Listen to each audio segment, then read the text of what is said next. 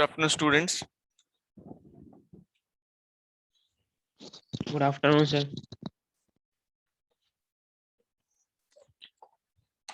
My voice is clear. Yes, sir. Okay.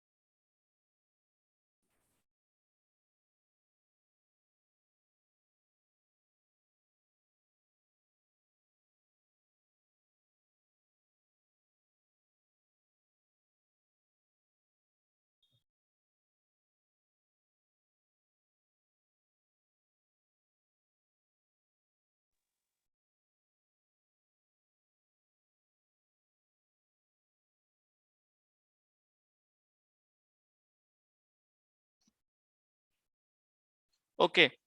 So we were discussing the solar PV cells.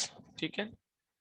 Direct हमें कैसे convert करना है solar energy को into electricity, that we have discussed in this slide, and this is the typical diagram of your on-grid system.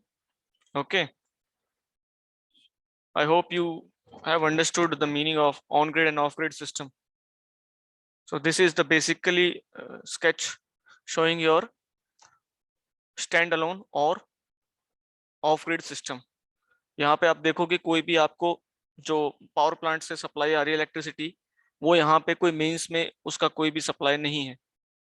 Means जो totally dependent है हम वो solar से, हम जितना भी रेडिएशन आ रहा है उसको हम सोलर एनर्जी से कन्वर्ट करके इलेक्ट्रिसिटी में, and we are utilising that energy. और इतना हम एक्सेस प्रोड्यूस कर रहे हैं कि हम उसको स्टोर भी कर पा रहे हैं, so that we can use it during the period when the sun is not available, right. अगर हम दूसरी तरफ देखते हैं इस सिस्टम को, यहाँ पे क्लियरली दिख रहा है there is no power storage unit available in this system. ठीक है, कोई पावर स्टोरेज यूनिट नहीं है यहाँ पे. कोई भी बैटरीज दो हैं हमने यहाँ पे नहीं इस्तेमाल करी है, बैटरीज नहीं है यहाँ पे कोई भी, राइट. बैटरीज नहीं है. इसका मतलब अगर हमारा सन नहीं है रात में तो हम पावर कहाँ से लेंगे? तो हम लेंगे ग्रिड से पावर.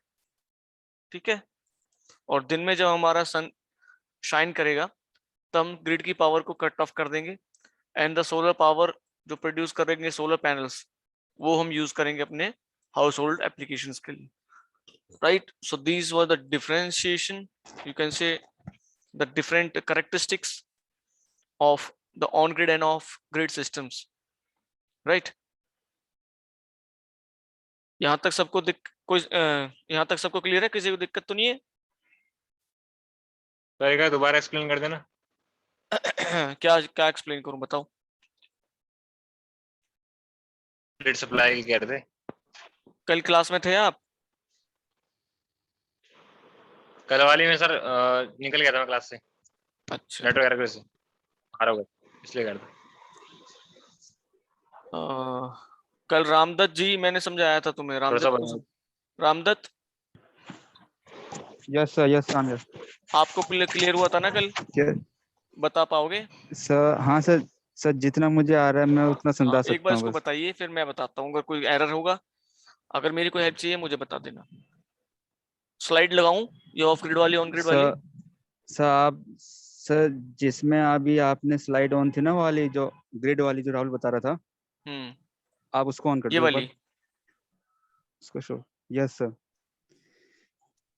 सर जैसे यहाँ पे सर, यहाँ पे शो हो रहा है कि ग्रिड, जो ऊपर लिखा है grid tie solar system, sir basically ये ऑन ग्रिड सिस्टम है. Hello sir. हाँ ठीक है, बोलो बोलो. राहुल को बताओ. यहाँ पे हम बेसिकली क्या कर रहे हैं, ओके राहुल, भाई राहुल सुन रहा है? बोल भाई बोल। अच्छा राहुल देख, यहाँ पे ना देख, यहाँ पे हम जो एनर्जी जो ले रहे हैं, बेसिकली दिन में हम मतलब सन से ले रहे हैं, by the use of solar cell. ठीक है, उसमें हमने सिंपल एक इन्वर्टर लगा रखा है जो डीसी को एसी में कन्वर्ट कर रहा है, और मतलब जो भी हमें दिन में एनर्जी मिली सिर्फ हम सन पे डिपेंडेंट हैं। और रात को हमने बिना किसी बैटरी का यूज करे हुए, क्योंकि अगर देख में अगर रात को भी चाहिए ना तो हमें बैटरी लगानी पड़ेगी और उसमें काफ़ी खर्चा होगा। तो हमने क्या करा कि रात को गवर्नमेंट से जो भी करा, को हमने ग्रिड सप्लाई ली। तो मतलब रात को हम सोलर पे क्योंकि डिपेंड तो हो नहीं सकते कि रात को क्योंकि इसलिए क्योंकि बैटरी नहीं है हमारे पास। तो सिंपल हमने सस्ते में कर लिया कि रात को गवर्नमेंट से लेंगे ग्रिड सप्लाई और दिन में सोलर पे डिपेंड रहेंगे। कुछ आया या कुछ गलत बोला? Hello sir. ठीक है भाई। ओके, सर मुझे इतना ही आता है बस। एक बार मैं इसको दोबारा से रिपीट कर देता हूँ क्या कहना चाह रहे हैं Ramdatt. Okay, please listen okay carefully. Sir. देखो ऑन ग्रिड सिस्टम क्या है एक्चुअली, हमने कल एक एग्जांपल लिया था, बहुत अच्छा एग्जांपल लिया और बाकी सबको क्लियर भी हुआ उससे। मान लो राहुल जी रेगिस्तान में रहते हैं, राजस्थान में रहते हैं, सोलर एनर्जी भर भर के आती है दिन में, लेकिन रात में कोई सोलर एनर्जी नहीं है, सन नहीं है। अब हुआ क्या, ये आपका मई जून का टाइम है, गर्मी बहुत है, राहुल जी ने घर में 3 एसी लगाए हुए हैं। अब दिन में सोलर एनर्जी के लिए इनके पास 5 किलोवाट की कैपेसिटी का पैनल है, ठीक है, और इनका जो ये एसीज हैं ये 3 किलोवाट खाते हैं दिन में, कोई दिक्कत नहीं है जी। ये अपना बाकी पंखा वंखा बंद कर देते हैं, बस एसी चलाते हैं, 3 एसी चलाते हैं आराम से दिन में, ये ठंडी हवा खाते हैं एसी की। लेकिन क्या हुआ, शाम को 5 बजे के बाद आपका जो सोलर एनर्जी से प्रोडक्शन हो रहा था इलेक्ट्रिसिटी का, वो धीरे धीरे डिक्लाइन करना शुरू हो जाएगा, because now sun is setting down. ठीक है, सूर्य अस्त हो रहा है, तो सोलर की जो रेडिएशन है वो कम हो रही है, तो सोलर पावर प्रोडक्शन कम हो रहा है। 7 बजे तक जाते जाते, 7 साढ़े 7 बजे तक जो आपका प्रोडक्शन था वो 0 हो गया। लेकिन गर्मी तो अभी भी है। तो ये बताओ राहुल जी कैसे एसी को रन करेंगे, या तो वो रात भर गर्मी में रहें कि हाँ भाई गर्मी लग रही है कोई बात नहीं, सुबह जब धूप निकलेगी तब पावर जनरेट होगी तब हम एसी चलाएंगे, या फिर वो कहीं और से कोई और सोर्स ढूंढे ताकि रात को इनको रन कर सके, क्योंकि ये तो कंटिन्यूस प्रोडक्शन हो रहा है सोलर का। जब तक इस पे रेडिएशन पड़ती रहेगी तब तक ये सोलर पावर प्रोड्यूस करता रहेगा। जैसे ही रेडिएशन गया, पावर यहाँ से कट हो जाएगी। तो मुझे बताओ राहुल यस क्या सर। करेगा, या तो जनरेटर लगाएगा भैया, डीजल जलाओ उसमें और यहाँ से फिर पावर लो, या फिर क्या करो, 2 किलोवाट जो इसका बच रहा था पावर, ये 3 किलोवाट प्रोड्यूस कर रहा था, 2 किलोवाट तो इसका वेस्ट हो रहा था, जा ही नहीं रहा था, यूज ही नहीं हो रहा था। इसने क्या किया, एक यहाँ पे बैटरी लगा दे, बैटरी बैंक, जो 3 किलोवाट की पावर कैपेसिटी लोड उठा सकता है। तो दिन में इसने 2 किलोवाट से उसको चार्ज किया, रात में इसने उससे यूटिलाइज किया। तो अब इसने बताओ, बिजली का जो उस पे कनेक्शन था बाहर से, जो बिजली बोर्ड का मीटर लगता है, वो किसने लगाया यहाँ पे कहीं पे? नहीं सर। नहीं लगाया ना। तो ये टोटली इंडिपेंडेंट हो गया। इसका मतलब ये हो गया स्टैंड अलोन सिस्टम, और यू कैन से ऑफ ग्रिड सिस्टम। ग्रिड होती है हमारी जिसमें पावर सप्लाई आती है पावर पावर प्लांट से, तो आपने पावर प्लांट की ग्रिड का इस्तेमाल किया ही नहीं, that is your of grid system. अब मैं क्या कह रहा हूँ, बैटरीज मुझे हर 2 साल में या 3 साल में चेंज करनी पड़ेंगी, एंड द चेंजिंग जो कॉस्ट है बैटरीज की वो रफली होती है 1.5 lakhs to around 3.5 lakhs, depending upon the battery की क्वालिटी कितनी है और आपकी कैपेसिटी कितनी। तो अब मैं 3 साल में, हर 3 साल में इतना खर्चा क्यों करूं, जबकि मैं इससे सस्ते में यहाँ से पावर ले सकता हूँ। सिर्फ मुझे रात के लिए तो पावर चाहिए, तो मैं ग्रिड से ले लेता हूँ, 5 रुपए यूनिट, 10 रुपए यूनिट, जो भी मिलेगा। ठीक है, यस सर। तो इसको मुझे खत्म करना है। और बल्कि हमारे मेट्रो सिटीज में तो पावर 24 साल अवेलेबल होती है, ऐसी कोई प्रॉब्लम आएगी भी नहीं। So on grid system is best suited for the areas which are well connected with the grid systems, जहाँ पे पावर सप्लाई है, मेट्रो सिटीज हो गई आपकी। लेकिन जहां पर आपके ग्रिड्स नहीं है, वहां पे आपको ये वाला बियर करना पड़ेगा, ये 1 लाख से 3.5 लाख रुपए का जो खर्चा है बैटरीज का, क्योंकि you don't have option for the grid. आपको अगर रात में पावर सप्लाई चाहिए then you need a storage, जहां पे पावर आप स्टोर कर सकते हो दिन की प्रोड्यूस हुई, राइट? Yes sir.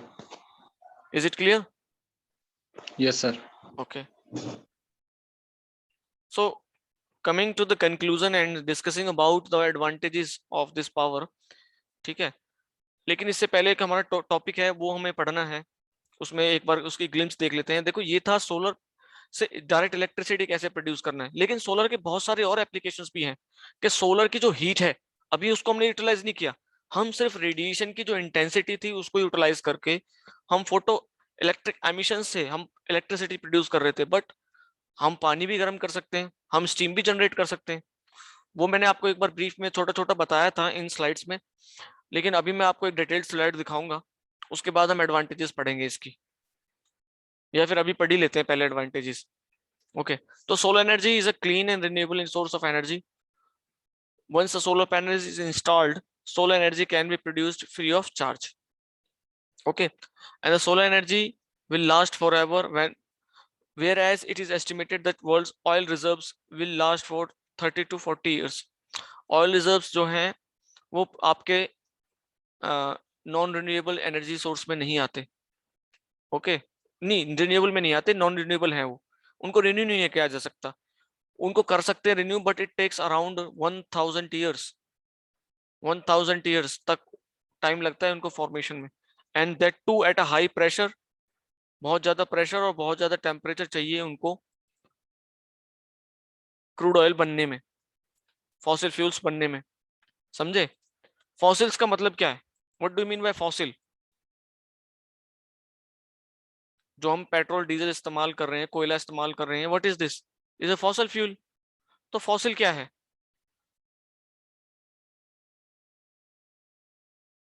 देखो फॉसिल क्या होता है, फॉसिल इटसेल्फ अगर वर्ड मीनिंग से हम जाएं तो फॉसिल क्या है? Fossil is the dead and decays of plants and animals, or you can say flora and fauna, that under Yes, sir. high pressure and high temperature वो decompose होते हैं and उनकी chemical composition get changed।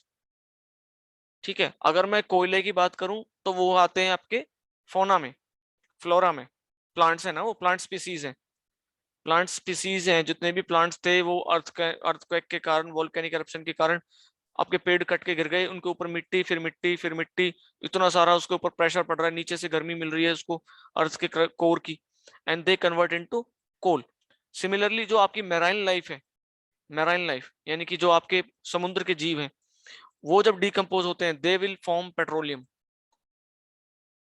ठीक है, तो fossil fuels are exhaustible and non renewable source of energy, क्योंकि जो उनका ड्यूरेशन है रिन्यू होने में is very very very high. वहीं आप अगर सोलर एनर्जी की बात करो, मिल रही है, लाखों सालों से मिल रही है, आगे लाखों सालों तक मिलती रहेगी, क्योंकि सन कहाँ जा रहा है? अगर सन से ही मैंने आपको बताया है, सन से हमारी कितनी एनर्जी निकल के आती है। देखो टाइडल एनर्जी, टाइडल एनर्जी के बारे में मैंने पढ़ा, सन से आई।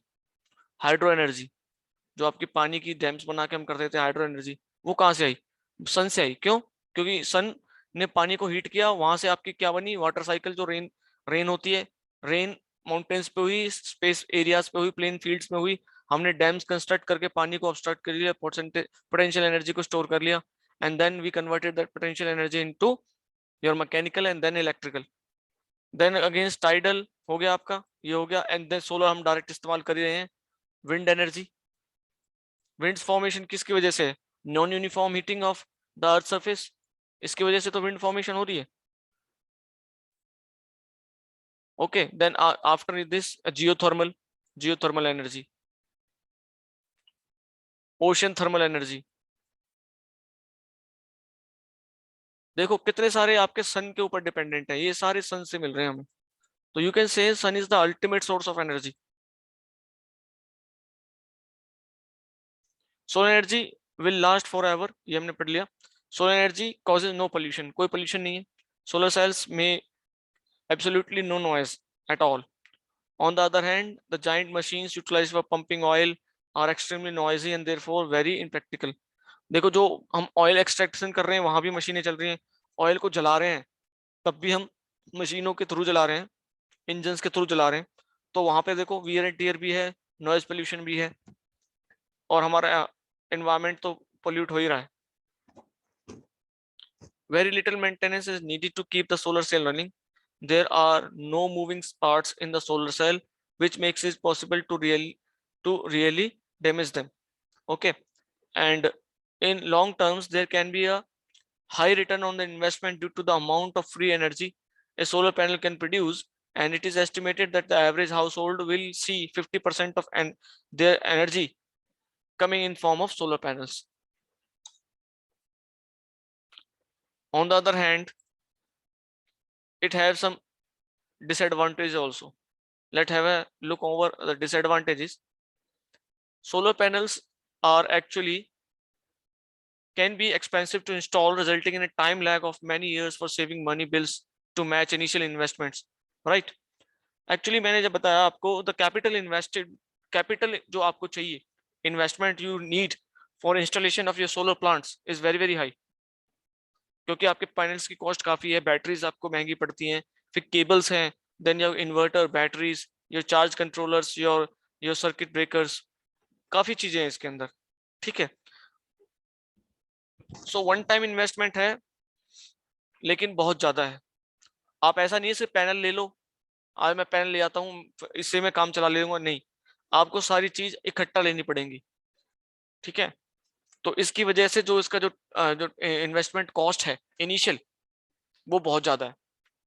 अगर हिंदी में कहें तो लागत बहुत ज्यादा है। अगर हमें पावर प्रोडक्शन करनी है उससे पहले इसमें बहुत लागत लगानी पड़ती है। Electricity generation depends entirely on the country's exposure to sunlight. This could be limited to the countries, limited by a country's climate. Yes, अब देखो, अगर मैं अपनी जो इक्वेटर के पास की कंट्रीज की बात करता हूं तो वहां पर सोलर रेडिएशन काफी अच्छा है, लेकिन अगर आप नॉर्थ की तरफ चले जाएं या आप साउथ की तरफ चले जाएं, ट्रॉपिक ऑफ कैंसर या ट्रॉपिक ऑफ कैप्रिकॉर्न के ऊपर जाएं, सब ट्रॉपिकल रीजन से भी ऊपर जाएं, तो वहां पे सनलाइट आती नहीं है। तो अगर वहां पे अगर आप सोलर प्लांट्स लगाएंगे तो विल इट बी फिजिबल, बताइए।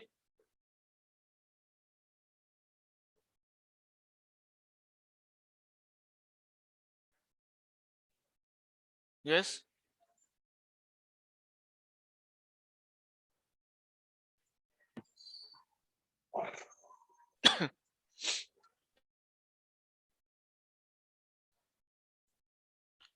solar power is used to charge batteries so that the solar powered devices can be used at night, and the batteries can often be large and heavy, taking up space and needing to be replaced from time to time। देखो ये सबसे बड़ा disadvantage है इसका।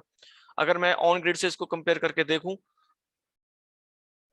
नहीं of grid से, of grid में होती है ना बैटरीज, ऑफ ग्रिड से कंपेयर करके देखूं तो ऑफ ग्रिड को इसीलिए हम इस्तेमाल नहीं करते ज्यादा, क्योंकि वहां पे जो एक्सपेंडिचर कॉस्ट है वो बढ़ जाता है बैटरीज का, राइट। अभी फरीदाबाद का मैं एक एग्जांपल लेता हूँ। एक बंदा है इधर फरीदाबाद में, he has installed a solar power plant of capacity 10 kilowatt and he is owning 2 Reva cars, 1 electric scooty, and whole of his system is working on the solar power. वो अपना एक भी पैसा नहीं लगाता फॉसिल फ्यूल्स में, he is totally dependent on solar energy. और जो रात में है वो अपनी जो है उसका ऑन ग्रिड सिस्टम है, क्योंकि फरीदाबाद में इलेक्ट्रिसिटी आराम से अवेलेबल है, तो बैटरीज का पैसा उसने बचा लिया। दूसरा, जितना वो प्रोड्यूस कर रहा है उसको वो कंज्यूम नहीं कर पा रहा, उसका 3 से 4 किलोवाट का लोड है, तो वो 5 किलोवाट का जो रफली एनर्जी है उसको क्या करे, उसने परचेज कर ली रेवा कार, इलेक्ट्रिक कार है, बहुत पहले लॉन्च हुई थी रेवा, और वो रेवा कार चला रहा है 5 साल से। कह रहा है मैंने 5 साल से कोई गाड़ी नहीं खरीदी, इन्हीं को चार्ज करता हूँ सोलर एनर्जी से, बिल भी नहीं पे करता उनका, दिन में चार्ज करता है। एंड ही हैज 2 कार्स, और उनकी कैपेसिटी अगर मैं देखूं तो 160 टू 180 किलोमीटर चलता है वो एक चार्ज पे।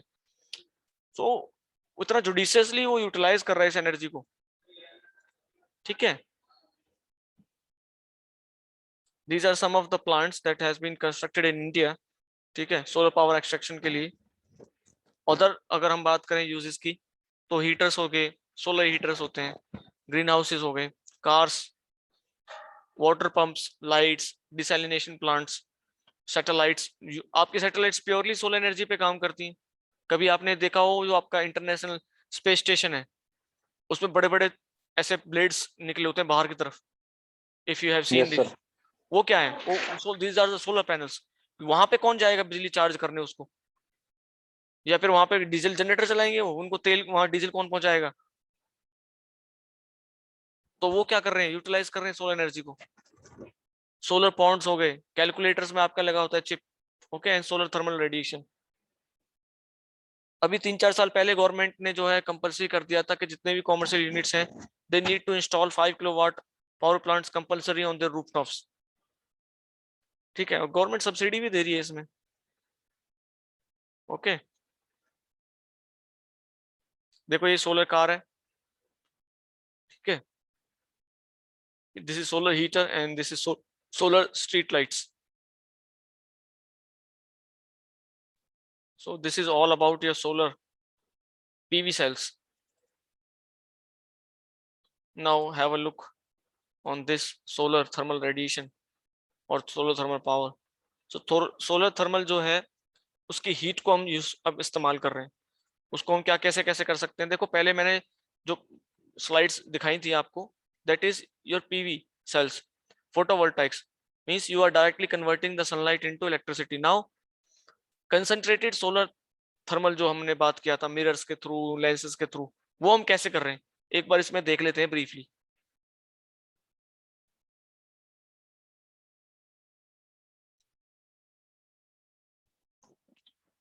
अगर हम बात करें सोलर थर्मल सिस्टम्स की, तो इसमें दो तरह के सिस्टम्स होते हैं हमारे पास।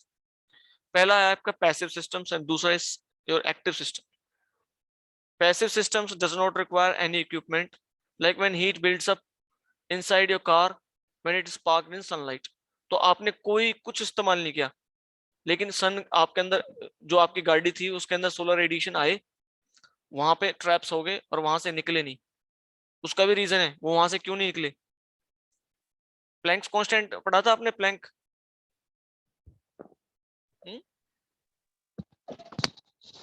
Yes, sir.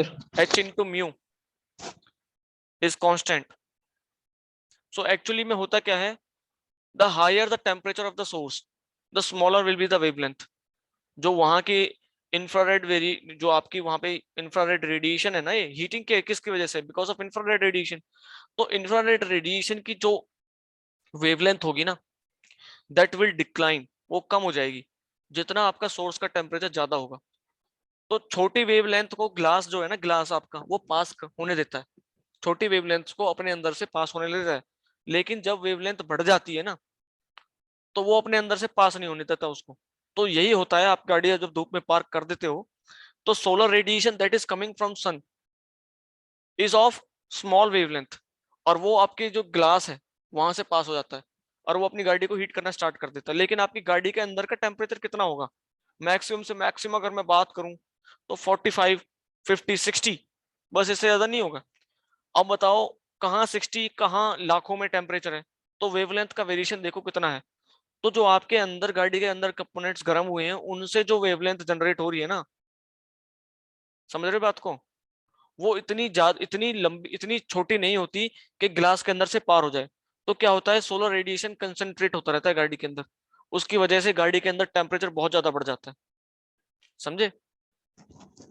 So this is the science behind आपकी गाड़ी जो गर्म हो जाती है धूप में खड़ा कर देते हैं तो। समझे बात को। Yes sir. Now Yes, active, sir. Active की बात करें तो active, an active system requires some ways to absorb and collect the solar radiation and then store it. अब एक्टिव का मतलब ये है कि हम एक्टिवली चाहते हैं, देखो वो हम चाहते नहीं थे, हमारी गाड़ी गर्म हो रही है अननेसेसरी, हमें जबरदस्ती और ज्यादा एसी चलाना पड़ रहा है गर्मियों में। लेकिन मैं क्या कह रहा हूँ कि अब मुझे सोलर रेडिएशन चाहिए, तो मैं एक्टिवली पार्टिसिपेट कर रहा हूँ, तो उसके लिए मुझे इक्विपमेंट्स चाहिए जो उसको एब्जॉर्ब करें सोलर रेडिएशन को और उसको यूजफुल एनर्जी में, जिसको मैं यूटिलाइज कर सकूं, उस फॉर्म में कन्वर्ट करके दे। तो एक बार जल्दी से देख लेते हैं ये एक्टिव फॉर्म में क्या है। तो देखो हम क्या कर सकते हैं, बेसिक वर्किंग में बात करूं,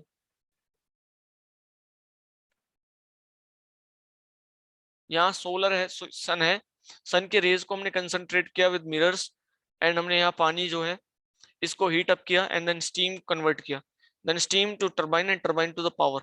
ये पूरा जो सिस्टम है, दिस इज जो आपका कोल पावर प्लांट था, वो आप इसको डिस्कस कर सकते हैं। बस यहाँ पे जो आपका सोर्स ऑफ एनर्जी है दैट इज सन। ठीक है, ये कैसे होता है आगे देखते हैं।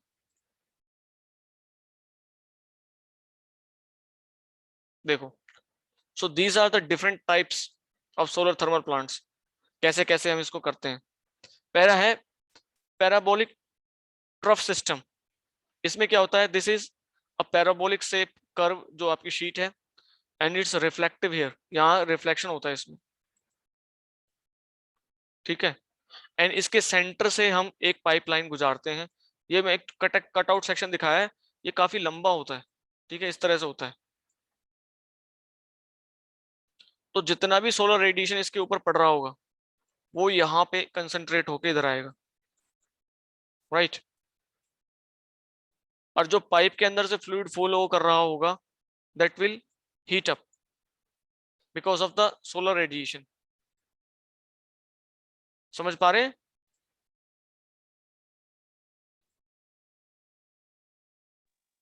यस। Yes sir. दूसरा आता है आपका सोलर पावर टावर सिस्टम्स।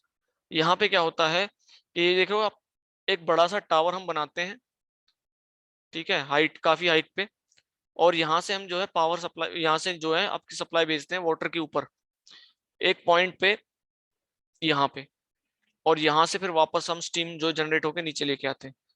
तो क्या होता है, जो जितना भी सोलर का रेडिएशन है हम यहाँ पे एक सेट ऑफ मिरर्स लगा देते हैं काफी बड़े एरिया में, और सबका फोकस कहाँ होता है, ये वाला पॉइंट, दिस पॉइंट, सबका सारे कंसंट्रेट रेडिएशंस को यहाँ पे भेजते हैं।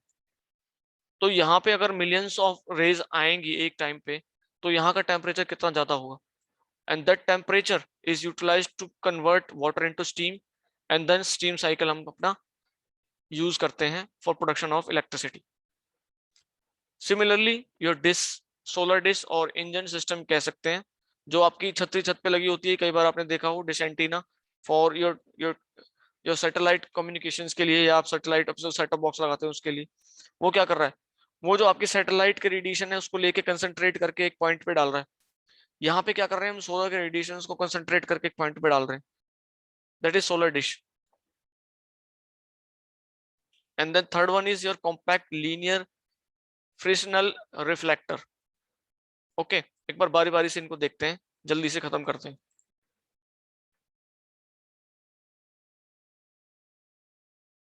देखो पैराबोलिक ट्रफ मैंने आपको बताया, consist of a linear parabolic reflector that concentrates light onto a receiver positions along the reflector focal line. उसकी फोकल लाइन पे हम एक पूरी लाइन लगा देते हैं, ठीक है। मैं दिखाता हूं आपको, अगर यहाँ पे देखो, ये देखो दिख रहा है,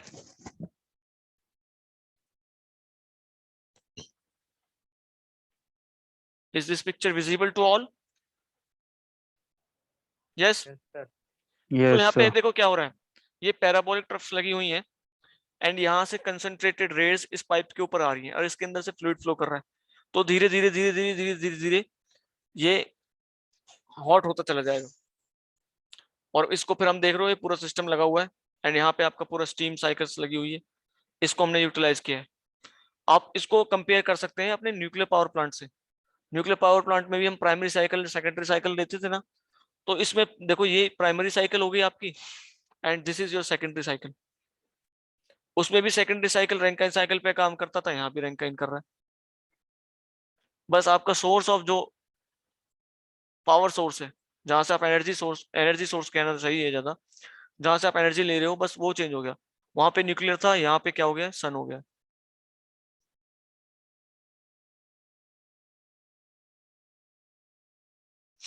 समझ में आ रहा है? Yes sir. तेज तो नहीं जा रहा मैं?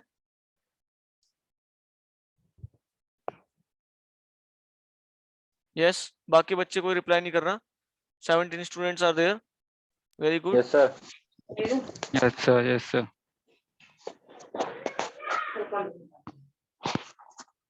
Am I going too fast? नहीं सर, नहीं सर। No Yes. सर। ठीक है, okay. So this is the actual photograph. You can see this is the reflective surface over here. ये आपका रिफ्लेक्टिव सरफेस है इसका, ठीक है। और यहाँ से रेडिएशन जो भी है इधर से आके इस पे स्ट्राइक करेगा, और इसके अंदर जो फ्लूइड फ्लो कर रहा होगा it will heat up.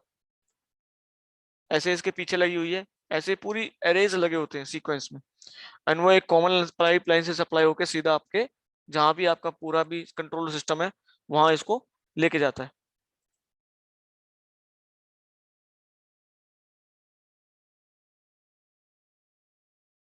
So basically thermal energy यहाँ पे यूटिलाइज हो रही है आपकी, सन की जो थर्मल रेडिएशन थी, थर्मल हीट थी, हीट एनर्जी थी, उसको हम यूटिलाइज कर रहे हैं। समझ पा रहे हैं दोनों में डिफरेंस क्या है?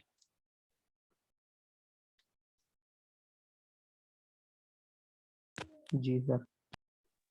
Yes, sir. Now talking about the solar power tower system.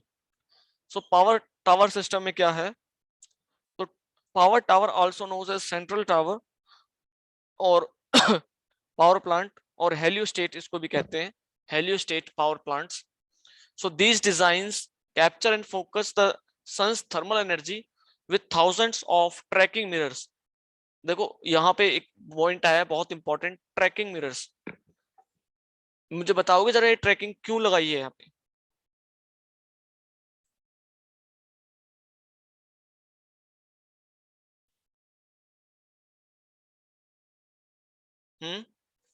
Anyone? Sir देखो रेडिएशन रिसीव करने के लिए। रेडिएशन रिसीव तो करते रहे, लेकिन वो उसका फोकस वो हेलियोस्टेट का जो एक पर्टिकुलर पॉइंट है वही बना रहे।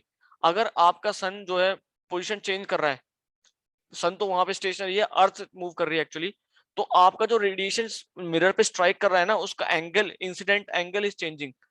लेकिन अगर 12 बजे उसको फोकस कर दिया अपने हेलियोस्टेट पे, तो 12:10 पे वो वहां पे नहीं होंगे, कुछ मिरर्स वहां से डिफ्लेक्ट हो जाएंगे,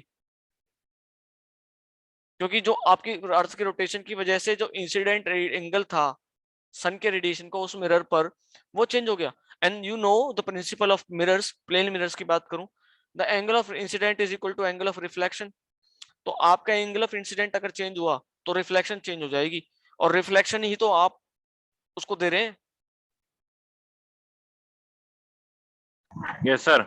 ठीक है, तो इसलिए tracking is most important in solar जो हेलियोस्टेट्स है आपका।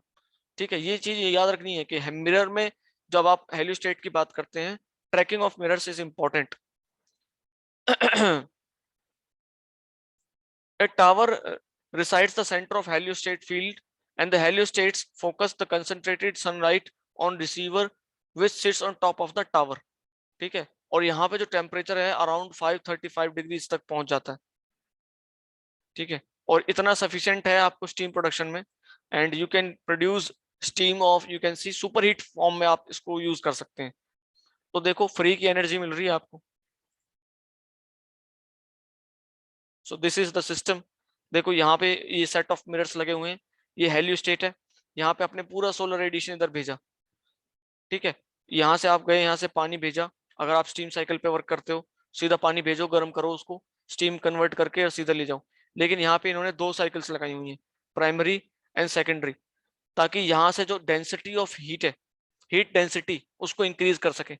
मतलब यहाँ पे जो आपकी रेडिएशन आ रहा है उसका मैक्सिमम एब्जॉर्ब कर ले, फिर हम उसको हीट एक्सचेंजर से कन्वर्ट करके हम इस्तेमाल कर लेंगे। और इसको हम बाकी और प्रोसेस में भी, डिसलाइनेशन प्लांट्स के लिए भी, जो आपका देखो अगर मैं यूएई की बात करूं, दुबई की बात करूं, वहां पे पानी नहीं है पीने के लिए, लेकिन रेगिस्तान है, वहां पे सोलर रेडिएशन तो है। तो क्या करो, सोलर रेडिएशन को इस्तेमाल करके आप पानी को डिसलाइन कीजिए। अब वो कर रहे हैं इसको डिसलाइनेशन प्लांट्स, ना एनर्जी लग रही ना कुछ, और आपको फ्रेश वाटर मिल रहा है। So this is the actual view. देखो ऐसे ग्लो कर रहा है, ऐसे लग रहा है जैसे किसी ने लाइट जला दी हो। ये ग्लो क्यों कर रहा है? बिकॉज यहाँ से सोलर रेडिएशन इसके ऊपर स्ट्राइक कर रहा है। देख रहे हो कितना सुंदर लग रहा है? This is gift of God. Yes sir. देखो कोई तार नहीं है बिजली की, और यहाँ से आपको रेडियस आती दिख नहीं रही, लेकिन इन सब का इतना कंसंट्रेटेड है, यहाँ का टेम्परेचर 600 डिग्री है। यहाँ से बर्ड्स क्रॉस करते हैं ना इधर से, तो जल जाते हैं। ये इसका सबसे बड़ा डिसएडवांटेज है कि माइग्रेटरी बर्ड्स एक तो इसको देखते हैं, वो चकमा खा जाते हैं, पता नहीं क्या है इतना ब्राइट चीज, इसके पास आते हैं जल जाते हैं because of the highly concentrated heat. समझे मेरी बात को? Yes sir. सर 600 डिग्री पे सर ये किस मटेरियल का यूज होता है सर इसको बनाने में, जो टॉप जो जल रहा है? देखो मटेरियल की बात मैं बताऊं आपको, वो हम इतना जो टेम्परेचर वो पॉसिबल है, अचीव कर सकता है, ठीक है। मटेरियल हमारे पास काफी जो है टेम्परेचर को सस्टेन करने के लिए इस्तेमाल करते हैं, लेकिन हम इसको कांस्टेंट कूलिंग भी तो कर रहे हैं। कांस्टेंट कूलिंग मतलब इतना टेम्परेचर बढ़ा लेकिन उसको कंसंट्रेट नहीं होने दिया हमने। मींस जो हम पानी भेज रहे हैं, इसमें सप्लाई कर रहे हैं, वो क्या कर रहा है, इस हीट को लेके जा रहा है ना अपने साथ। नहीं समझे बात को? आपका इंजन के अंदर कितना टेम्परेचर होता है, जो आप इंजन आप करते हो, अगर आप वहां पे कूलेंट नहीं डालो, कूलिंग सिस्टम नहीं लगाओ, तो आपका इंजन जल जाएगा लिटरली। अगर आप फरीदाबाद से कॉलेज भी आओगे, start your engine will start burning, लेकिन उसको क्या कर रहे हैं, कॉन्स्टेंटली जो एक्सेसिव हीट है उसको वहां से निकाल के फेंक रहे हैं बाहर एटमॉस्फेयर में विद रेडिएटर्स, आपकी जो कूलेंट है उसके थ्रू। समझे बात को? तो यहाँ पे भी हम वही कर रहे हैं कि वो हम कंसंट्रेट नहीं होने दे रहे उस हीट को।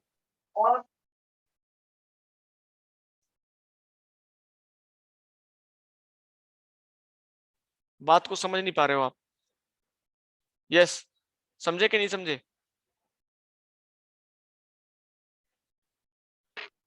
समझ गए सर, समझ गए। Yes sir, yes sir. Material का मुझे नहीं पता इसमें क्या इस्तेमाल होता है, मैं आपको बताऊं कि इसका क्या मटेरियल है, मुझे नहीं पता, उसके एग्जैक्ट स्पेसिफिकेशंस नहीं पता मुझे क्या होगा मटेरियल का इस्तेमाल इसमें। बट मैं ये कह रहा हूँ कि कोई भी मटेरियल अगर मैं स्टील का भी इस्तेमाल करते हो इसमें, तो स्टील का मेल्टिंग पॉइंट भी 1400 कुछ है, 1535 है अगर स्टील की बात करूं मैं, तो उतने टेम्परेचर तक तो हम पहुंचने नहीं दे रहे इसको। दूसरा कि जो ये यहाँ पे कंस्टेंटली हम पावर, यहाँ पे जो कूलिंग वाटर इसको दे रहे हैं, जो स्टीम में कन्वर्ट होकर जा रहा है, तो वो क्या कर रहा है, यहाँ पे जो एनर्जी आ रही है उसको लेके तो जा रहा है, कंसंट्रेट हो ही नहीं रही वो। समझे बात को जितेंद्र? हाँ सर, हाँ हाँ हाँ। ठीक है, और I will get back to you, अगर मटेरियल के बारे में मुझे मिलता है then I will explain you, और नेक्स्ट क्लास में मैं बता दूंगा आपको अगर मटेरियल मुझे पता चलता है तो उसको। ओके, सर मेरी अटेंडेंस रहेगी सर। अटेंडेंस तो किसी की भी नहीं हुई।